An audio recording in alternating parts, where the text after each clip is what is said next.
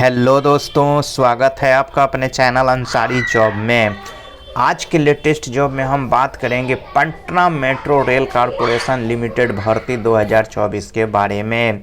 तो देखिए दोस्तों, पटना मेट्रो में वैकेंसी आ चुकी है और देखिए ये जो है उसका नोटिफिकेशन है। तो इसी नोटिफिकेशन को आज हम जानेंगे कंप्लीट डिटेल्स में। तो चलिए वीडियो की शुरुआत करते हैं। और सबसे पहले देखिए क्या कहा जा रहा है कि Patna metro rail corporation limited PMRCL के अंतर्गत विभिन्न पदों पर प्रतिनियुक्ति अथवा संविदा के आधार पर योग्य अभ्यर्थियों से वॉक इन इंटरव्यू के माध्यम से नियोजन हेतु आवेदन मांगा गया है। तो इसमें देखिए दोस्तों, आपका इंटरव्यू होगा, एग्जाम वगैरह नहीं होने वाला है। अब देखिए आगे क्या कहा जा रहा है कि आवेदक अपना आवेदन वेबसाइट, ये एक वेबसाइट है दोस्तों, और इसके अलावे देखिए सब इसके जो ऑफिशियल वेबसाइट है ये है PMRConline.in पे आप जाके ऑनलाइन पोर्टल पर जाकर देखिए 14/3/2024 के संध्या 5 बजे से 4/4/2024 के संध्या 5 बजे तक आप अपना आवेदन क्या है समर्पित कर सकते हैं, सबमिटेड कर सकते हैं। आवेदन केवल देखिए ऑनलाइन माध्यम में ही स्वीकृत किए जाएंगे। और देखिए अभ्यर्थियों द्वारा अपना ईमेल और संपर्क और नंबर देना अनिवार्य होगा, यानी कि आपको अपना ईमेल आईडी और मोबाइल नंबर देना वहाँ पे कंपलसरी है, मैंडेटरी है, ज़रूरी है दोस्तों। और देखिए उसके आगे योग्यता एवं अनुभव के आधार पर शॉर्टलिस्ट करने के उपरांत निर्धारित शॉर्टलिस्टेड अभ्यर्थियों को ही साक्षात्कार के लिए बुलाया जाएगा। तो देखिए दोस्तों, वहाँ पे शॉर्ट लिस्टेड किया जाएगा। जब आप फॉर्म को भरिएगा तो उसमें से शॉर्ट लिस्ट किया जाएगा किस किस को इंटरव्यू के लिए बुलाया जाए। और देखिए शॉर्ट लिस्टिंग हेतु स्क्रीनिंग समिति का निर्णय अंतिम होगा। जो स्क्रीनिंग समिति जो शॉर्ट लिस्ट करेगी उसका निर्णय अंतिम होगा। इस पर किसी भी प्रकार का दावा या आपत्ति आपका मान्य नहीं होगा। और देखिए दोस्तों क्या कहा जा रहा है कि स्क्रीनिंग कमेटी के द्वारा शॉर्टलिस्टेड आवेदकों का विवरण साक्षात्कार हेतु स्थान, तिथि, समय PMRCL के नोटिस बोर्ड पर प्रकाशित किया जाएगा। इसके वेबसाइट पे आपको नोटिस दिया जाएगा। इसकी सूचना शॉर्टलिस्ट अभ्यर्थियों को उनके द्वारा उल्लिखित ईमेल एड्रेस के माध्यम से दिया जाएगा। तो देखिए फॉर्म भरते समय आप जो ईमेल आईडी दीजिएगा, जब आपका नाम इंटरव्यू के लिए शॉर्टलिस्ट कर लिया जाएगा तो ईमेल के माध्यम से आपको क्या है दोस्तों सूचित किया जाएगा। और देखिए साक्षात्कार हेतु किसी भी अभ्यर्थी को किसी भी तरह का भत्ता दे नहीं होगा, यानी कि आपको इंटरव्यू में आने जाने के लिए पैसा नहीं दिया जाएगा। और देखिए इसके आगे क्या कहा जा रहा है कि Patna metro rail corporation limited के प्रतिनियुक्ति के आधार पर नियोजन जो है वो 3 वर्षों के लिए हो रहा है। और संविदा के आधार पर देखिए 1 वर्षों के लिए, नियोजन के लिए 3 वर्ष और संविदा के लिए 1 वर्ष का आपको नियोजन दिया जा रहा है। कार्यकलाप देखिए संतोषजनक नहीं पाए जाने पर, PMRCL आवश्यकता नहीं रहने पर PMRCL को ऐसे कर्मियों को पदमुक्त पैतृक विभाग या रिप्रेट करने का अधिकार भी सुरक्षित है। तो अगर काम नहीं अच्छा से आप कर रहे हैं, संतोषजनक अगर आपका काम नहीं पाया जाता है तो आपको पदमुक्त किया जा सकता है, यानी कि आपको हटाया भी जा सकता है।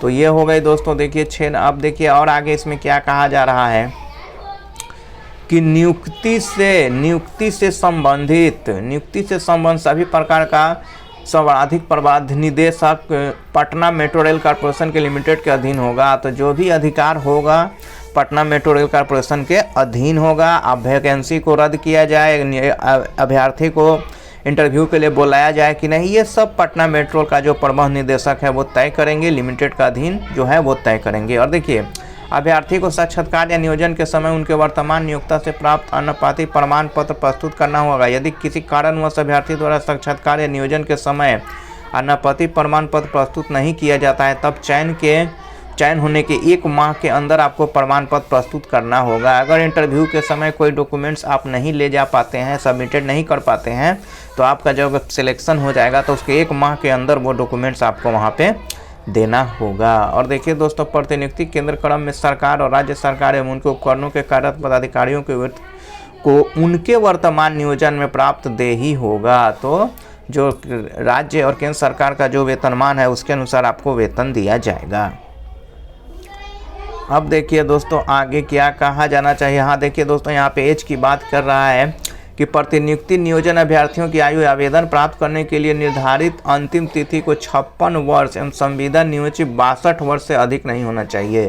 तो जो लोग नियोजन पर होंगे उनका 56 वर्ष और जो लोग संविदा पर यानी कि कॉन्ट्रैक्ट पर नियुक्त होंगे उनका 62 वर्ष अधिकतम होना चाहिए, इससे ज़्यादा नहीं होना चाहिए। चयनित उम्मीदवारों को देखते नियुक्ति पत्र जो है वो तिथि से 1 माह के अंदर अपना योगदान देना अनिवार्य होगा। अगर आपको ज्वाइनिंग लेटर दे दिया जाता है तो 1 महीने के अंदर अगर आप योगदान नहीं देते हैं तो आपका ज्वाइनिंग लेटर रद्द हो सकता है, आपका जो उम्मीदवारी है वो रद्द की जा सकती है। चलिए दोस्तों अब देखते हैं वैकेंसी को। तो देखिए इसमें पहला जो वैकेंसी है वो जीएम का है एडमिनिस्ट्रेशन में, इसमें एक ही पोस्ट है और इसके लिए देखिए आपको ग्रेजुएशन क्वालिफिकेशन इन एमबीए आपको मांगा जा रहा है। उसके बाद देखिए दोस्तों दूसरा जो इसमें क्वालिफिकेशन है, दूसरा जो पोस्ट है वो है जीएम वर्क्स का। इसके लिए देखिए आपको यहाँ पे बीटेक बीई सिविल इंजीनियरिंग में आपको होना चाहिए और साथ ही 5 ईयर्स का आपके पास एक्सपीरियंस होना चाहिए। उसके बाद देखिए दोस्तों तीसरा जो पोस्ट है वो जीएम डिपोर्ट का है, इसमें एक ही पोस्ट है। इसके लिए आपको BTech BE civil mechanical electrical या इलेक्ट्रॉनिक्स में होना चाहिए और साथ ही देखिए 15 साल का आपके पास अनुभव होना चाहिए। उसके बाद देखिए दोस्तों डिप्टी जनरल मैनेजर, इसके लिए आपको देखिए ग्रेजुएशन इन इंजीनियरिंग पोस्ट है, ग्रेजुएशन एमबीए और देखिए मटेरियल मैनेजमेंट देखिए यहाँ, और उसके साथ 7 वर्ष का आपका अनुभव होना चाहिए। उसके बाद देखिए दोस्तों डिप्टी जनरल मैनेजर, तो डिप्टी जनरल मैनेजर का देखिए एक ही पोस्ट है। इसके लिए आपको ग्रेजुएशन इन लॉ होना चाहिए और साथ ही 7 वर्ष का आपका अनुभव होना चाहिए। उसके बाद देखिए डिप्टी जनरल मैनेजर सेफ्टी की यहाँ पे बात कर रहा है, तो सेफ्टी में देखिए दोस्तों इसके लिए बीटेक या बी होना चाहिए सिविल मैकेनिकल इलेक्ट्रिकल इलेक्ट्रॉनिक्स में और साथ ही 10 वर्ष का आपका अनुभव होना चाहिए।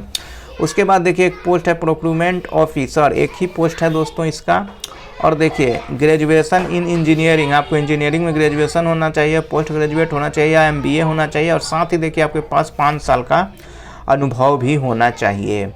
उसके बाद देखिए दोस्तों एपीआरओ का एक पोस्ट है, इसका एक ही पोस्ट है। इसके लिए आपको graduation in media and mass communication relevant field में होना चाहिए एपीआरओ के लिए। अब चलिए दोस्तों देखते हैं असिस्टेंट इंजीनियर सिविल, तो असिस्टेंट इंजीनियर में जो सिविल है ग्रेजुएट इन इंजीनियरिंग सिविल और 5 ईयर्स का आपका अनुभव होना चाहिए। तो अगर आपने सिविल इंजीनियरिंग से ग्रेजुएशन किया है तो आप भर सकते हैं और साथ ही आपके पास 5 वर्ष का अनुभव होना चाहिए, एक्सपीरियंस होना चाहिए। उसी तरह देखिए दोस्तों असिस्टेंट इंजीनियर, उसके लिए ग्रेजुएशन इन इंजीनियरिंग देखिए इलेक्ट्रॉनिक में होना चाहिए और साथ ही आपके पास 5 वर्ष का अनुभव भी होना चाहिए। उसके बाद देखिए दोस्तों अकाउंटेंट असिस्टेंट, अकाउंटेंट असिस्टेंट का एक ही पोस्ट है। इसके लिए आपको बीकॉम होना चाहिए और साथ ही 6 वर्ष का आपको अनुभव होना चाहिए प्रोफेशनल एक्सपीरियंस में। उसके बाद देखिए दोस्तों एक जो पोस्ट है वो है एडमिनिस्ट्रेटिव असिस्टेंट का, इसका देखिए 2 पोस्ट है। इसके लिए आपको ग्रेजुएशन कोर्स होना चाहिए किसी भी सब्जेक्ट में और साथ ही देखिए आपको 6 वर्ष का अनुभव भी होना चाहिए। उसके बाद देखिए दोस्तों यहाँ पे ऑफिस असिस्टेंट है, तो ऑफिस असिस्टेंट के लिए आपको ग्रेजुएशन होना चाहिए किसी भी फील्ड में, किसी भी मतलब सब्जेक्ट से दोस्तों, और साथ ही देखिए यहाँ पे 5 वर्ष का अनुभव कहा गया है। तो इस तरह से दोस्तों आपसे क्वालिफिकेशन मांगा गया है और टोटल जो पोस्ट है दोस्तों, टोटल जो है वो 20 पद हैं यहाँ, मतलब 20 पदों के लिए ये वैकेंसी जारी की गई है। तो देखिए 5 यहाँ पे और ऊपर में जो था वो, तो टोटल 20 पदों के लिए वैकेंसी जारी की गई है पटना मेट्रो में। तो दोस्तों अगर ये वीडियो आपको अच्छा लगा है तो इस वीडियो को आप लाइक ज़रूर कीजिएगा और साथ ही अपने दोस्तों में भी शेयर कीजिएगा। और अगर कल भी आप ऐसा ही लेटेस्ट जॉब का वीडियो अपने मोबाइल में देखना चाहते हैं तो हमारे चैनल को सब्सक्राइब करके बेल आइकन के ऑल पे क्लिक करना मत भूलिएगा। तो मिलते हैं कल एक लेटेस्ट जॉब के साथ। जय हिंद।